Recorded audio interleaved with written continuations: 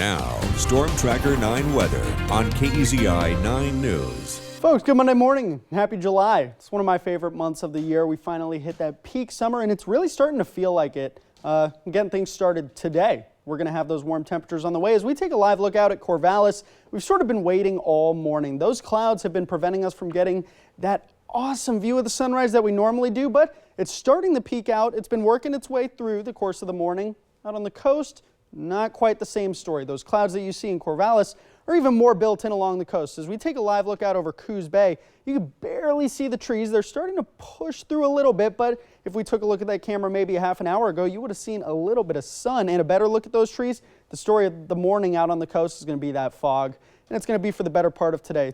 It's going to be lingering around. As we looked up yesterday, you might have seen some patchy clouds throughout the Willamette Valley, but this is what we're looking at right now as it's building over the coast and staying there. So here's Monday at 9 a.m. That's starting to stick around, and it'll dissipate throughout the day, but you might still see some patchy fog out there. Over the Willamette Valley, though, it's going to be looking a bit clearer before those clouds start to come back overnight, as you can see here in the Blue River Oak Ridge area, and they might hang around early tomorrow morning, but it's not really going to do much for temperatures. So as the early part of the week, we're going to be sitting in the low 80s, relatively comfortable, but as you hit the 4th of July and push towards the weekend, holy moly, it's going to get pretty warm.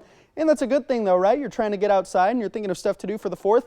You're going to have no issue out there. It's going to be completely sunny. The only issue, you're going to have to put on sunscreen, because if you're sensitive to those burns, it doesn't really matter. With UVs this high, it's extra important that you wear sunscreen. You're looking in the very high category. Even today, the coolest day of the week, you're looking at an 8.8. So if you're going to be outside, it's extra important that you wear that sunscreen. It's only going to get higher throughout the course of the week. Now, I always ask Cam to pull this one up, so I felt obligated to do the same while I'm holding it down. It's the ice cream forecast. Now, it might not be scorching today, but I still recommend eating that ice cream fast, because if you're looking at the 80s, it might start melting in your hand. The hottest hour of today, you're looking at about 5 o'clock. Now, let's take a look at the 7-day. Like we said, the story today is going to be that fog in the morning before it's breaking up throughout the course of the week, and we're pushing towards the 70s, and it's going to be sunny as we get towards the back half of the week. And down in the Umpqua Basin, as is the story, usually it's going to be extra warm. We're looking at maybe triple digits in the back half of the week.